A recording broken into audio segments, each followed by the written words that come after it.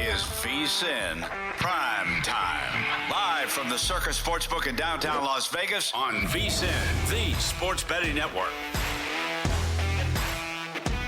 Hour number 2 of VSiN PrimeTime alongside Matt Youmans. I'm Tim Murray. Hope to be joined here momentarily by the owner and CEO of Circa and Circa Sports, Derek Stevens. Mike Sanford will join us here in studio. He's been on the program a handful of times prior. He's in town with Altitude Sports Radio, so we're going to get his thoughts on the Nuggets' decision to move on from Michael Malone, as well as get his thoughts on the quarterbacks in this year's NFL draft. He was let go at Colorado, Mike was, when Deion came into town, and but got to cover Shedeur Sanders, so he will give us his thoughts on what he thinks of Shedeur Sanders, Cam Ward, and any other quarterbacks in this year's NFL draft. But as promised, we are joined right now in studio by the man, the myth, the legend, the one and only Derek Stevens, who joins us right now. I was going to say, Derek, you were up in your office working on your NFL mock draft, or what were you doing?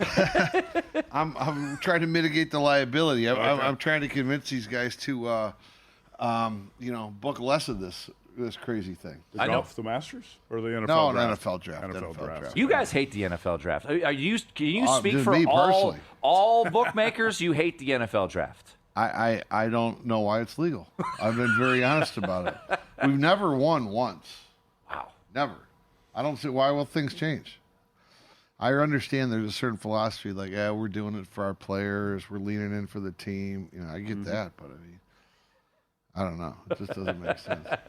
Love the NFL draft. How about the Masters? I'm sure you do, because you know. We love it. It's the only great betting event. It's the only event where we, as the bettors, feel like we have got the leg up on the house. It really blew up too during the pandemic in 2020 when we had no sporting events, and we talked about the NFL draft on VSiN every day, hour after hour, and that was great. All right, Derek. So the Masters underway. Justin Rose, I think at Circa as high as maybe 135-1. He's got the lead. 7 under par. We were talking about this. Are you a golfer? I used to be, and I'm taking it. I'm back into it. Are you? I'm taking lessons now. You are? Really? Yeah, in the last month I started taking lessons. Okay. Because I enjoy it. Do we get to cash our ticket? Because we laid the heavy no on Derek being a golfer. I don't know. I wasn't for 25 years, but I'm getting back into it. I have to get back into it here in Vegas. I got to be able to be respectable, and I have to be at these events. So I'm trying to relearn. Cool. That's great. Actually, have you ever been to the Masters? Have you been to U.S. Open, anything like that? I know you're not the biggest golf fan in the world, right? I was at the U.S. Open. It was, I believe, 96 in Detroit at Oakland Hills. I've never been to the Masters. I've never been to Augusta. Is it so? I asked Matt off the air, and I'll ask both of you. Is it a bucket list event for either one of you, or is there enough sporting events out there that Masters isn't that high? I would love to go to the Masters. My God, that'd be, it's unbelievable. Yeah, I would love to go. Matt? Well, you got a private jet. Let's go next year. You got the tickets? I'll get tickets. If you got the jet, I'll get the tickets, and let's go. We'll set up. Can we set up? We'll set up VSiN. We'll set up at the Hooters that John Daly's at. We'll do a live show with John Daly. How about that? If you can get the jet, I'll get the tickets. Yeah. So are we done? Are we done? We're done. Now? Okay. We're closed out round one. So let me see what time it is right now. So we're looking at 5:03 Pacific. 8:03. Jeff Davis, Sam Cooney are in the back grinding away right now. We should be posting. Maybe, what do you think? Adjusted odds within the hour. We had Sam Cooney on the show this week. He said he was working around the clock basically on the Masters this week, and I know Jeff Davis really sharp at this as well. Those guys, I bet you they'll have it up by 6 o'clock. Yeah, I would say hopefully within the hour here. So heading into today, Derek, where were you from a liability standpoint? Who were you cheering for, cheering against? Any golfers jumping out from that standpoint? Because it was interesting to note, I ended up taking the bait on Rory, which blew up in my face on 15 and 17 today, because you guys were the best price, I think, in the country on Rory McIlroy yesterday. You were as high as, I think, plus 725, maybe even 750. I think you closed 7-1. So where were you guys from a liability standpoint heading into today?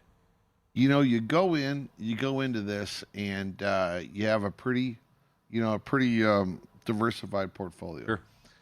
After the first round, this is when it gets real interesting, how you watch this matrix evolve and whatnot. We had a couple of pretty big long shot liabilities. We had a couple. We had $1 million 7-figure loser on a couple of different ones. That's all going to get molded in here as you go through it. You take Straka as an example. That was a pretty sexy pick there for a little while. Yeah, Sepp Straka. He blew up. So Yep. That's over with, right? Yeah. Some of these you can just write up. I want to know, how'd McCarty do? Do you know? I think he was 1 under, maybe. Denny? Well, you got McCarthy and you got McCarty. Okay. Right. I think they were both around 1 under or even par late in the Matt day. McCarty and Denny McCarthy, both 1 under 71 today. Okay. He's our McCarty. Matt is our McCarty. biggest liability. Okay, gotcha. But the way we played it, we play great to Scheffler. We play great to what did Rahm finish up? He blew up. He blew up. Yeah. Okay, he's out. 3 over. 3 over. Yeah. And you look at the guide, you got to be in the top 10 right after round 1 to have a shot. At least that's the case the last 20 years. Outside of Tiger Woods, who is 11th, since 2006, the eventual Masters champion has been in the top 10 after round number 1. So that would be your list right now if tradition holds. Rose, Connors, Scheffler, Oberg, Hatton, DeChambeau. Is it Aaron Ra? Aaron Rai. Aaron Rai, Harris English, Jason Day, and Bhatia. So your winners are going to come from that list of That's 10, yeah. according to the last 20 years. According to history. Outside of Tiger Woods in 19. Where do you stand on Scotty Scheffler?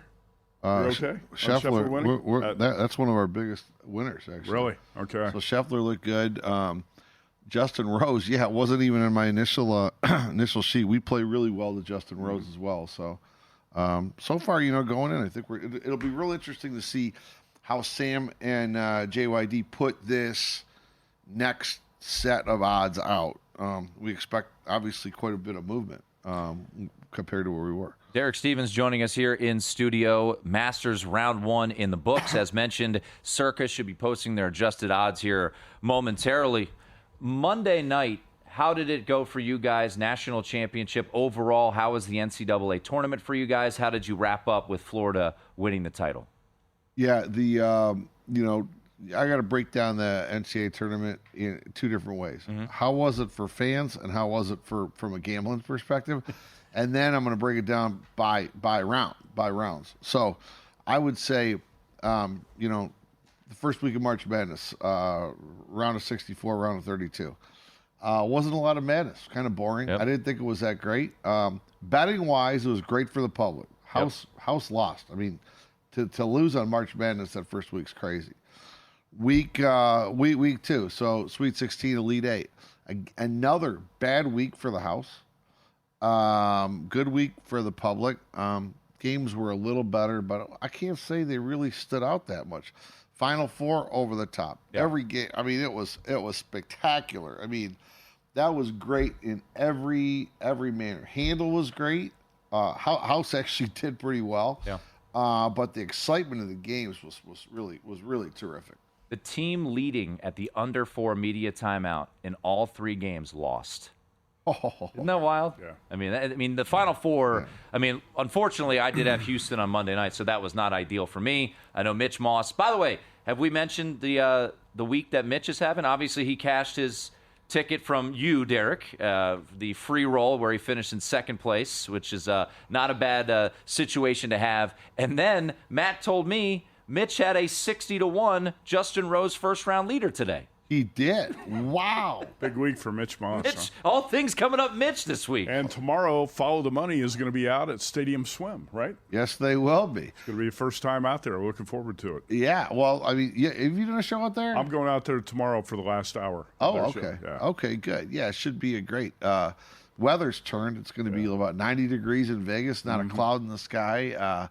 It's going to be a full house up there, certainly Saturday, Sunday. We should have a great day, great day tomorrow while Masters watching. Hey, tonight in hockey, Seattle is at Vegas. Golden Knights minus 267 here at Circa, total of 6. Darren Banks, I think, is going out to the game. Are you going out tonight? No, I'm hanging tight. Okay, so what do you make of the as we get closer here to the Stanley Cup playoffs? What do you give the how much of a chance you give the Vegas Golden Knights at making a big run? Well, I think they've got the right things in place. I mean, hopefully they're not wearing out Aiden Hill. They're mixing them up a little bit.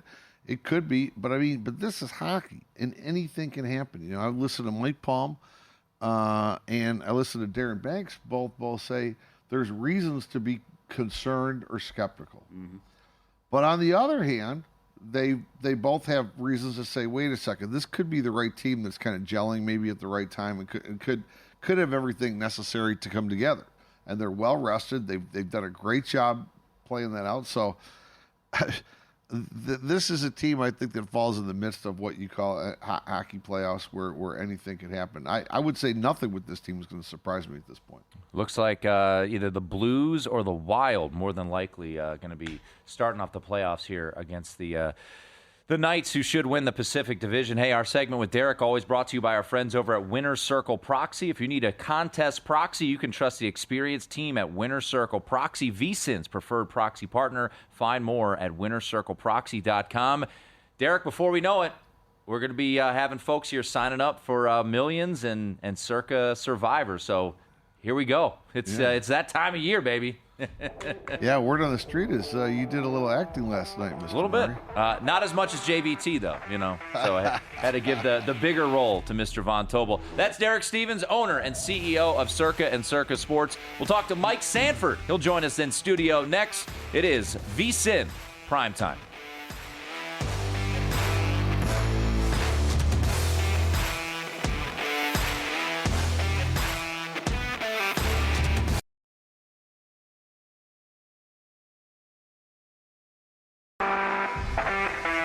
This is VSiN Primetime on VSiN, the sports betting network.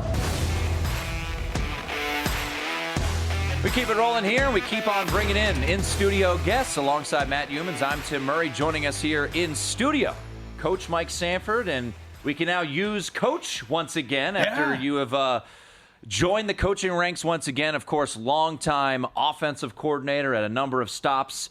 Head coach at Western Kentucky, interim head coach at Colorado, now back coaching the high school ranks, Valor Christian. So big news for you, still doing your media thing up at Altitude Sports, where you can catch his show weekdays, the morning sprint from 10 a.m. to noon Mountain Time. But Mike, congrats on the new gig, man. It's been a whirlwind, kind of pulling two jobs, but it's the dream, right? Yeah. I get to be around football still, coaching in Christian McCaffrey's alma mater, which is a place that I recruited for many years, and actually have a game here in Vegas coming up in September, so it should be a lot of fun. By the way, we got they tweeted this out. You retired Christian McCaffrey's jersey, the first number ever to be retired in Valor history, and there he is. Any chance you could replicate Christian McCaffrey, get in the lab and somehow, Jurassic Park it and make another Christian McCaffrey for your squad? I would take that. Yeah, that'd be nice. A second, but the problem is we went through, we believe that Christian McCaffrey is the greatest high school athlete in the history of Colorado, in the state. So it's pretty good standard right there. And his brother doesn't suck either, because he's now playing for the Commanders. Well, Matt and I were talking about the most recent mock draft from Todd McShay, where he actually has Jackson Dart ahead of Shedeur Sanders. And, you joined us a lot last year. We evaluated the quarterbacks, and, Bo Nix is now the quarterback in Denver. We talked a lot about Bo Nix. I want to start with Cam Ward, though, because he's going to go number one to Tennessee. That seems to be pretty locked up. I think Tennessee canceled their visits with Travis Hunter and Abdul Carter, so it seems almost a foregone conclusion. Tennessee's going to start, the Cam Ward era. What do you make of Cam Ward's tape, and do you think this is the right move for the Tennessee Titans to hitch their wagon to Cam Ward? Two of the coaches on that staff, starting with Brian Callahan, a good friend of mine, and then Nick Holtz, who was here at the Raiders. Yep. I don't love this move for that franchise. I think it's the type of move that appears to be the obvious move. I think Shedeur Sanders is a better end-of-game quarterback, and I think that what separates NFL quarterbacks is what you do in 2-minute drives and what you do on third down. And so I think that if Cam Ward is as advertised, he should have been in the college football playoff with the team that surrounded him and the amount of investment that went into that Miami team. I think this is a decision that's being made because his athleticism, which is real, it's tangible, his arm strength, which is real and it's tangible. It covers a multitude of issues that do surround the Titans franchise. I just don't think that he's ever going to truly be that guy. And I think it's going to play out similar to what I believe Caleb Williams is going to have some of the same issues. All right, so what are the knocks on Shedeur Sanders? I've heard some scouts say they don't have a first-round grade on Sanders. Do you buy that? Where do you rank him? Well, if anybody has a first-round grade on Jackson Dart, based off the film this year, I would disagree with you. So that's a starting point right there. Did I see Todd McShay's mock draft correctly? That got it right here. We have it right here, so we'll pop it up here. So Todd McShay put out his mock today. He's got Jackson Dart going 9 to the Saints. And just a quick tweak here. 15 is the spot currently occupied by the Falcons, but he has a mock trade where the Browns go up and get Shedeur Sanders. I saw that earlier, and I was like, wait, they got Michael Penix Jr. Yeah, let's just bring in Shedeur Sanders. And they're paying $40 million to Kirk I said Cousins. Earlier, I was about ready to jump through the TV from my room here at Circa. But, here's the deal with Shedeur Sanders, to your question, Matt. The sacks, the negative resets. I like to see quarterbacks that climb vertically towards the line of scrimmage into the pocket. That's been a downside. I've been living in the Denver area. The last place that I coached before Valor Christian was the University of Colorado, and so I've watched that team very closely. I think that there are some things that Shedeur Sanders has not done well in the pocket. Some of that is because I think he's been hunting big plays, knowing that this is a team that doesn't run the football, knowing this is a team that's not committed to running the football and has offensive line woes. So I think that it's almost like, was the juice worth the squeeze? Yeah. The team I coached in 2022, we were 1-11. Last time I checked, this team won 9 games in just 2 years. Right. So I fought it for a long time. I fought City Hall about Shedeur Sanders, and I'm a believer. And I think it's the end of the game against Colorado State in 23, and it's the end of the game this year against Baylor. Those 2 games, they're NFL statement games. I think he's the best quarterback in the draft, and I'm going to stand by it. Wow. And I say that he ends up in Las Vegas as a Raiders quarterback, and everybody thinks I'm nuts. At 6, or do they trade back in? I think he's going to be at 6, and he's going to go to the Raiders. So why are the Raiders in the front office here making a commitment to Geno Smith with the contract extension after the trade, and it looks like Geno's their guy for the next 3 years? Do you think that's maybe not what it's being built up to be in the media, that Shedeur Sanders might be their guy? Is that what you're saying? Because I am saying that. All signs are pointing to Geno Smith being their guy, right? Yeah, and Tim knows this very well from going through this process just a year ago, that the discussion for me a year ago was Michael Penix Jr. That was my guy. Okay. Well, the Atlanta Falcons really invested in Kirk Cousins. Yep. Really invested $100 financially. million. Yeah. And then who they draft? Michael Penix Jr. at, was it pick 8? 8 or 9. Yeah, I was right in that spot. Mm-hmm. And who ended up starting in the last several games of the season. And we find ourselves in this spot right here where Kirk Cousins, he's probably going to end up being the starting quarterback at whoever doesn't draft a quarterback. I just think that Geno Smith is a really good bridge quarterback, similar to Kirk Cousins, but it's like a short-term bridge. Geno Smith's old. He's not getting any younger anytime soon. I think he is a good temporary solution, and I think that Shedeur Sanders would be the great next option there for the Raiders. Mike Sanford joining us here in studio. For those who do not know, coached at Boise State. You were a quarterback at Boise State. You do media work for Bronco Nation News as well. So a lot of folks have Ashton Jeanty going to the Las Vegas Raiders. You think it ultimately could be Shedeur. What do you make of Ashton Jeanty as a prospect? Is he an immediate impact star in the NFL? Yeah, I mean, the mock of Ashton Jeanty to the Raiders for Pete Carroll makes sense. Yeah. On paper, there's no doubt it checks boxes. Think Marshawn Lynch. Yeah. Think Sean Alexander in the very beginning of the Pete Carroll era, if I'm not mistaken, up in Seattle. He's always had a dominant ground game. He's always had a running back that's a true bell cow. But you got to have a quarterback, and you've got to have a long-term build, even if Pete Carroll is well into his 70s and he's fairly long in the tooth. I do think Ashton Jeanty, I have him going to the Chicago Bears, and I think that's the next right piece for the Bears, who have surrounded Caleb Williams with all the right pieces at the receiver and tight end position. And I just think that he's the next right move for the Bears franchise. And frankly, if you're going to play NFC North football in a windy stadium, in a windy city, you've got to have a guy that you can really hand the football off to. All right, so 6 too early to draft Ashton Jeanty? No. Okay, so one's not too early. You can take a running back that high. I mean, Dane Brugler put out a lot of pushback on that argument. You know I know that. I understand that. But I would say this. I think there's a new era that's been ushered into the National Football League with Saquon Barkley and Derrick Henry, where I think that we are getting the return of the sexiness of the running back. And I think that teams are realizing that throwing the ball 49 times a game is not a sustainable model in the current landscape. All right. Okay, two-part question for you. One is, how many quarterbacks will go in the first round? Todd McShay's mock, look at this. He's got Jalen Milroe going at the bottom of the first round. Seems like a stretch. Tim and I were both shaking our heads over that one. How many quarterbacks go in the first round? And how good a prospect is Travis Hunter, the wide receiver corner from Colorado? There are only 2 quarterbacks that I have even remotely close to the first round, and I think that's clearly Shedeur Sanders, number 1 for me. Does that mean it's right? I don't know. Last year I had Jaden Daniels as number 1, and Caleb Williams worked too. out well. I remember that. That conversation. And Michael Penix actually was above Caleb Williams. I think it's those 2 quarterbacks. I think anybody that says that Jackson Dart Shedeur and Cam are your first round picks. First two quarterbacks for sure. Jackson Dart to me is a solid NFL backup. I think he's a lesser Zach Wilson. He's got wild arm talent at times, but the film just wasn't great this year. I would dare you, go out and watch the Jackson Dart film versus University of Kentucky and tell me that is your franchise quarterback. That was a terrible all-around game for Ole Miss. Yeah, watch that game. The reason they didn't make the college football playoff. And frankly, like, how many games do we want to point to over the last 2 years of Jalen Milroe to say, is that your franchise quarterback? I don't know how anybody is saying that those 2 guys are even remotely NFL first-round quarterbacks. Cam Ward had some poor games, too. Travis Hunter? Yeah. Travis Hunter, on the other hand? Yep. I think he is the unicorn of all unicorns. I think there's 3 positional unicorns this year in the draft, and I think they're going to all go in the top 10, and I think it starts, obviously, with Travis Hunter. He should be drafted by the Tennessee Titans, number 1. That should be the guy that you say, we're going to sell more jerseys than any jersey in the history of the franchise with a new stadium going in Nashville.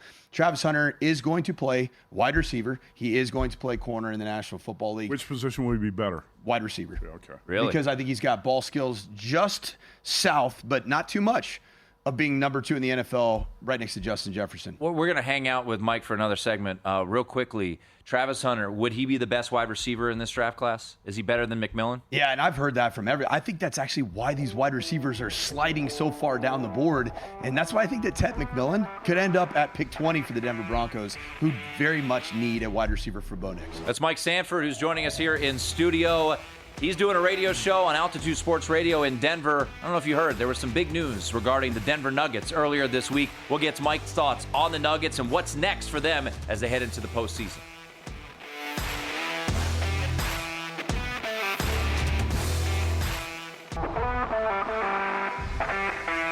This is VSiN PrimeTime on VSiN, the sports betting network.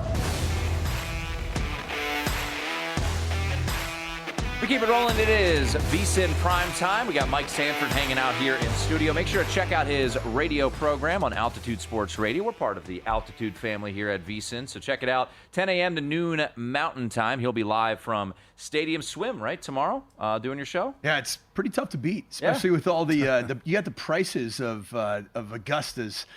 Did you have a pimento cheese? I had both a pimento cheese and an egg salad sandwich for $1.50 each. Pimento cheese sandwich. Really? It stood out. Yeah. It stood out. It was different. Quick updates from where we stand from a live betting standpoint here on this program. Cavaliers right now up on the Pacers, 68-63, make it 71-63 as they're a 3.5-point in-game favorite. Knicks, 11-point lead over the Pistons, and the Bucks and Pelicans. This is a bit of a shock. The Pelicans up 26-19 on the Bucks. The game of the night for us, Timberwolves and Grizzlies. T-Wolves right now a 2.5-point favorite in that one. Of course, the Masters has wrapped up round 1. Justin Rose is your clubhouse leader. Justin Rose at plus 750. Scotty Scheffler plus 210 to win it. And the only baseball game going on right now in the 5th, Phillies and Braves tied at 1. Braves a slight favorite in game at minus 145. We're going to get more NBA thoughts here with Mike as he's got his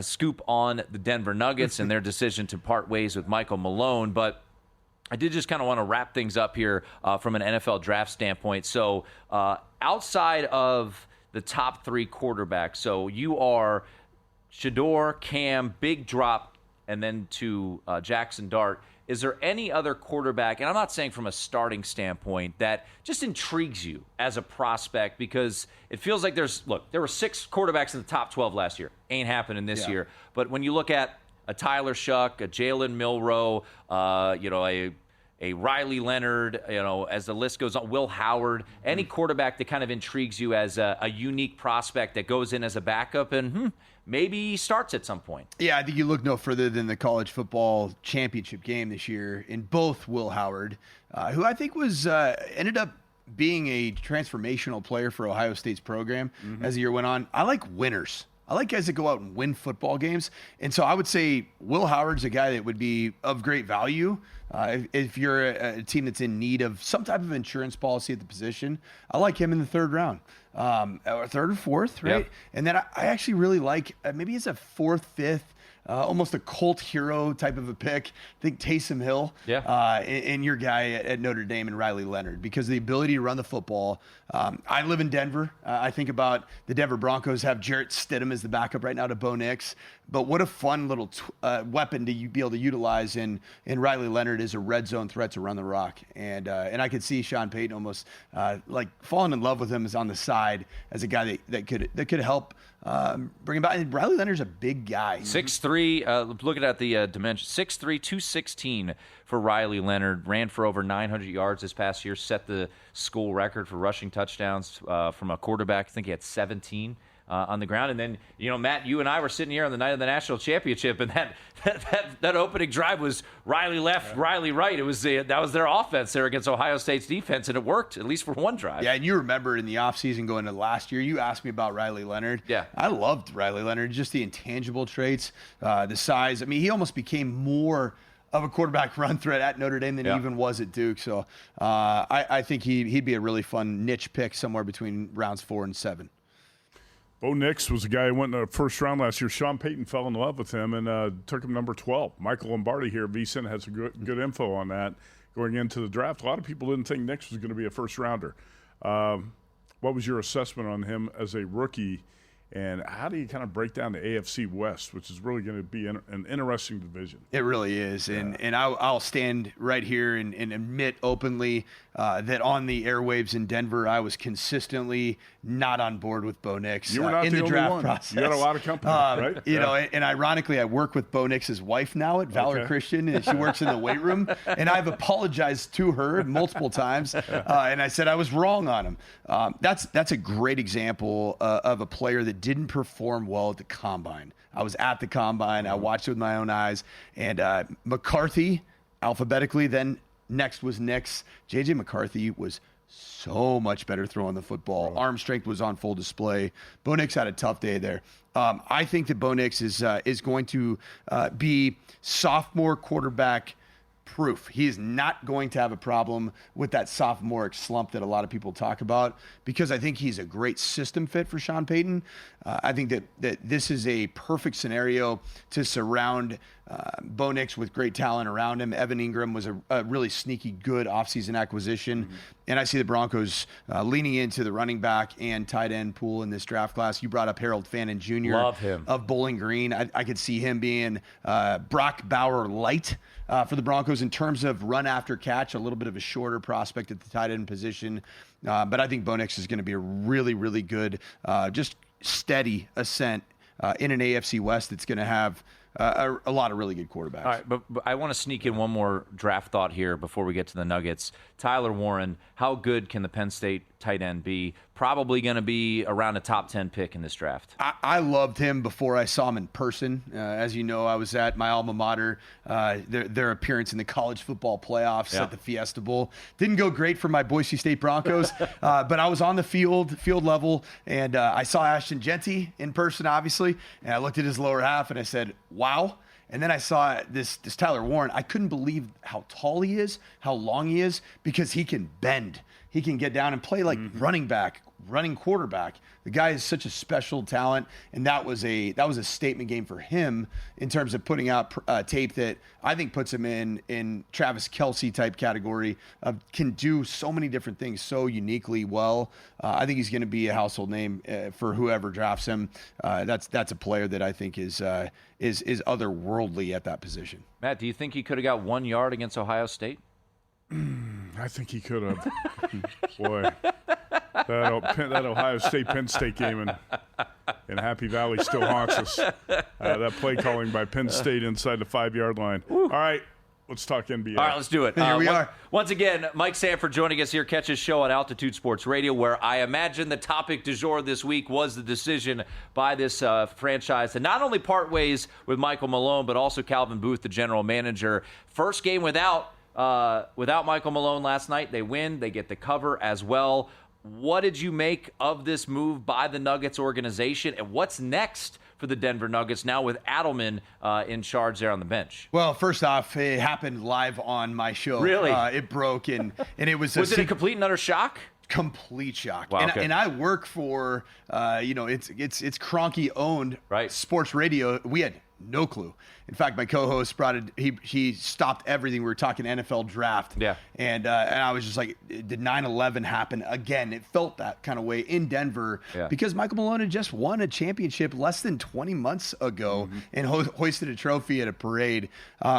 It just looked wrong. And it's something when you follow this team regularly, there was some type of illness. There was a plague going on in the franchise with a really good core of players. And frankly, I believe there's a really good young group of players that Calvin Booth wanted to play. And you can look no further than Jalen Pickett as a really good draft pick, sneaky good, that improved off a rookie year that was underwhelming. This second year, he's looked a lot better. And Michael Malone just did not want to play him. He wanted to play Started last night, by the way. He did not want to play him, and he wanted to play a whole heck of a lot, especially in closeout moments, was his veteran Russell Westbrook. And I look at Russell Westbrook and the last 4 places that Russell Westbrook just played, tell me who their head coaches are and if they're still employed. Yeah, they are not.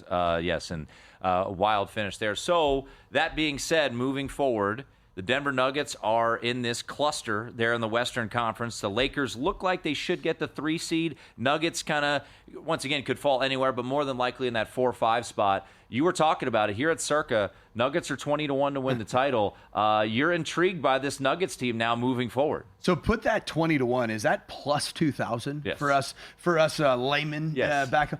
That is a really good value. $100 really to win good 2,000. value. Yep. And I think us in Denver that follows team on the regular, we believe that the core is capable of winning another championship. I think OKC has a Denver Nuggets problem. And I think the Eastern Conference potentially could have a Nuggets problem. Now, the problem is the Nuggets, they have a Minnesota Timberwolves problem. And that's been pretty consistent over the last 2 years. But I think the Nuggets, they're going to get Jamal Murray back, and he's going to be very healthy very, very soon. Mark my words. I think that there were a little bit of issues, the falling out of Michael Malone and Russell Westbrook and how he is being utilized. I think Russ was being used as a defensive model, and I think Jamal Murray took exception to that. Jamal Murray will be back and ready as his playoff starts. I think the Denver Nuggets are going to be a very dangerous team, and as you heard last night from Nikola Jokic, he talked about the beast is always more dangerous when it's a little bit vulnerable, and that's exactly what the Nuggets have been. You can catch his show on Altitude Sports Radio from 10 a.m. to noon Mountain Time, and also the brand new head coach of Christian McCaffrey's alma mater, Valor Christian, up there in Denver. It's Mike Sanford at Coach_Sanford2. Mike, always appreciate it, man. Hey, I appreciate you. There he is, Mike Sanford. Hey, just a reminder, check out firstbet.com. That's the number one, stbet.com, and use the promo code VSiN200 to score a 20% rebate on all your wagers for the first 60 days, up to $200.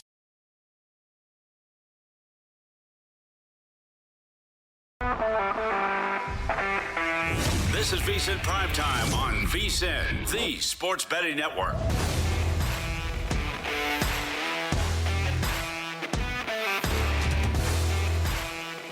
It is VSiN PrimeTime. Thanks to Mike Sanford. Always great to catch up with Coach Sanford. Back in the coaching ranks.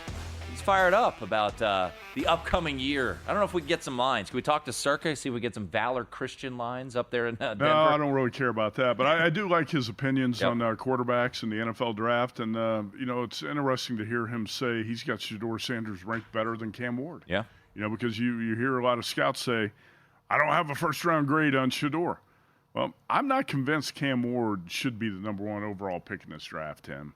Just watching him the last few years in college football, did you ever watch Cam Ward and say, damn, that's the guy. That's the face of the franchise guy who's worthy of the number one overall pick? I never thought that watching Cam Ward in college, and I liked him as a quarterback. Yep. I never thought, hey, this guy's the number one overall pick. No, I agree. I understand why he will go one to the Tennessee Titans. I think Shedeur certainly has some questions, as all of these prospects do. But I'll say this about Mike, and, strong opinion on Shedeur. Look, he's got every reason not to like Shedeur Sanders, let's be honest. I mean, he lost his gig at Colorado, and in came Deion and Shedeur, and he covered them, and he said it himself. He's like, initially he was a skeptic and then grew into be a believer of Shedeur Sanders. But, I think all things being equal, Matt, from a prospect standpoint, and you'll see this from Daniel Jeremiah, Dane Brugler, whoever you respect from a prospect evaluation standpoint, I think it's pretty clear. You've got Hunter, you've got Carter, you've got Jenny, you've got Warren. Quarterbacks are a little bit further down the list. I mean, the true prospects, the blue chip guys that I know Michael Lombardi would talk about here on the network, it starts at a bunch of other positions before you get to Cam Ward or any other quarterback. I agree with what Mike Sanford said there. I think Travis Hunter is the best player in the draft. I think you and I talked about this a month or two ago. Your opinion at the time was Abdul Carter. I still would lean Abdul Carter, but I don't think you can go wrong with either one. Let's put it this way. I think those are the top two players Absolutely. in the draft. Travis Hunter and Abdul Carter. I think Carter's got a stress reaction in his foot. Yeah, he's got a bit concerning. Yep. But those are the top two players. Tennessee Titans obviously in desperate need of a quarterback, and that's why Cam Ward is their guy. It's interesting that they canceled the visit with Shedeur Sanders, right? Mm-hmm. I'll say this, and Dane Brugler from The Athletic just put out his top 100 prospects. He's got the draft guide called The Beast. It's tremendous. Yep. His number one player, Travis Hunter. Number 2, Abdul Carter. Number 3, Ashton Genty. You got to go down to number 13 before you get to Cam Ward. And then Shedeur comes in at 34. Wow. So he is not high on these quarterbacks. He's got Mason Graham, Jalen Walker, Will Campbell, Membo, the Missouri offensive tackle, Tyler Warren, Stewart, the edge rusher out of A&M, Mike Green, the edge rusher out of Marshall, Tet McMillan, Colston Loveland. He's got all of those guys ahead of Cam Ward. So once again, we know it's a quarterback-driven league, but based off of evaluations of a number of folks out there, Cam Ward is not the top prospect in this draft, and really not even that close. That's what I said. I'm still a little bit skeptical about Cam Ward, but the betting market obviously has pegged him as the big favorite to be the number one overall pick to the Titans. One thing Mike Sanford did say about Jackson Dart, I disagree with a little bit. Mm-hmm. Yeah, you can find almost any quarterback prospect and pick out one game where they sucked and say, this is why I don't like this prospect. I agree with what he said about Jackson Dart in the Kentucky game last year, but that was a terrible game for Ole Miss all around. That was not just the quarterback. Jackson Dart being bad in that game is not the only reason Ole Miss lost to Kentucky. I thought Lane Kiffin didn't have his team ready to play, and his offense was incredibly disappointing that day. There are a lot of other games, a lot of other tape you can look at with Jackson Dart and say, hey, that guy's a first-round pick. He's going to be an NFL starter. So Cam Ward had plenty of bad games. Shedeur had a few. You can always find a bad game. I remember Sam Darnold having some really bad games at USC. He still went in the top 5. Yep. I actually remember Jared Goff when he was at Cal, threw 5 interceptions in a game. Against Utah? He had a bad game against Utah. Yeah, threw 5 interceptions, and he's still the number one overall pick. I mean, Caleb Williams, he had some bad games his final year. Remember at Notre Dame? Oh, yeah. He got beat up by the Fighting Irish in South Bend. Al Golden had his lunch that day. So you can find any one game, or you can always find a bad game that a quarterback played and say, hey, that's my knock against that guy. I think Jackson Dart is worthy of a first-round pick, but that's going to be the most interesting prop, and sometimes it is, in the NFL draft, as quarterbacks go in the first round. Yep. Tim, it's not a lock that we're going to see 3 in the first round, but the third looks like it's going to be Jackson Dart, How high does he go? I don't know. Todd McShay on this mock draft has Jackson Dart going 9, and he's got Shedeur Sanders going 15. Yeah, it's interesting. So I didn't really think Jackson Dart was going to go that high, but I guess it's possible. If the Saints love him, he could go number 9.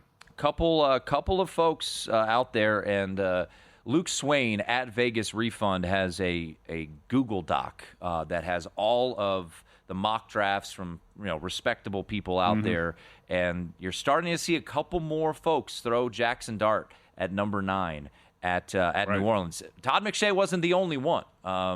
Daigle, name is escaping me. I've seen Jackson Dart, in the top 10 on a couple mock drafts. You don't know if it's smoke, if it's real or if it's a smoke screen. At John this point. Daigle, excuse me. Yeah. I've always thought Jackson Dart had the potential to be a first-round pick. A top 10 pick, I think that's maybe going to be viewed as a reach by the Saints by a lot of people anyway. Yeah, as you just real quickly, as we look at some of the draft props, and we'll start to dive into them as we get closer and closer. Draft only 2 weeks away. I feel like it's sneaking up on us. It's great because you think when March Madness is over, that's it. We're in the slow season. We got the Masters, we got the NFL Draft, Kentucky Derby, NBA, NHL playoffs. We got plenty of stuff coming up here. Jackson Dart's over-under at DraftKings is 24.5, minus 185 to the under, plus 150 to the over. So once again, if you're new to draft betting, and I know a lot of states don't have it, but over meaning 25 and up, and under meaning 1 through 24 for Jackson Dart. So you're starting to see a couple of these markets out there. I don't have anything yet. I actually have one small bet on Ashton Genty to go to the Raiders at minus 115. But to be honest, more and more I think about it, I think it's a lot of groupthink. I don't know if ultimately – I know a lot of people, and folks who cover the Raiders, Matt, I've been asked about it on Raiders Radio, do a regular hit there. I think it would be a mistake. Not that Ashton Genty isn't awesome. I just don't think the Raiders, at their current form, Matt, are they really ready at 6 overall to spend a pick on a running back? No, I don't think so. And I'm with you. JVT and I talked about this too. I don't think it'd be the best move by the Raiders to take a running back at number 6. Raiders need a guy like Abdul Carter. Ooh, if they could pair get with him. Max Crosby, something like that. They can certainly use a guy like Travis Hunter. I wouldn't be against the Raiders trading up a few spots in this draft to get one of those type of players. Yeah, one of the interesting markets out there, and I have to do a little bit more digging on it, is offensive tackle. Who will be the first offensive tackle taken? Will Campbell is the consensus number 1 selection from an offensive tackle standpoint, but the kid out of Missouri, Membo, is getting some love. And I was texting with a couple of buddies who I respect their opinions on the draft, and they felt like there's a chance that it isn't necessarily going to be Campbell as the first offensive tackle off the board. So those are those kind of unique markets that you could take a little bit of a flyer on out there. So, as we get closer. I can tell you, Tim, last year, a big key to my draft success was that I had Joe Alt from Notre Dame going to the Chargers at number 5 and never budged off that. I figured he's got to be Jim Harbaugh's guy, right? Yep. Offensive tackle. And that's where Harbaugh went with that number 5 pick. I don't think there's going to be a consensus with the offensive lineman who's going to go first, right? No, I don't Campbell, Mimbu, I'm not really sure which one's going to be first and which team's going to be. I felt like Jim Harbaugh was definitely going to take an offensive tackle. I don't know who's taking a tackle here in the top 10 this year. By the way, Chuck Esposito, our friend over at the Red Rock Sportsbook, put up some NFL draft props on Tuesday. I think the first in Vegas. Now, some might be up at William Hill. I think a couple. It's not much, but if you're looking for draft props, go to Stations, go to Red Rock. Chuck Esposito put up a few pages of them on Tuesday. By the way, I remember last year there was a lot of push late in the draft process, and sometimes the smoke screens lead you to water, and sometimes they lead you to a desert. And J.C. Latham out of Alabama was getting a lot of love to go number 5, and I had some really juicy tickets there. Some, respectable people had that happening, and ultimately you were accurate, as Joe Alt was that 5th overall pick, and was the right decision by the Chargers, as he looks like he's going to be a staple there at the left tackle position for the Los Angeles Chargers for many, many years to come. He and Rashawn Slater, not a bad tackle duo. Hey, just a reminder, folks, over at VSiN.com, make sure you check out our betting splits, and if you're a VSiN Pro subscriber, well, guess what? You can get a VSiN Pro subscription all the way until August 1st for just $59, and you get those exclusive betting splits, vsin.com/subscribe. Top of the hour, we'll get you updated on the latest Masters odds as the first round in the books. Justin Rose, your first-round leader, shot a 7-under 65. Scottie Scheffler, though, remains the betting favorite.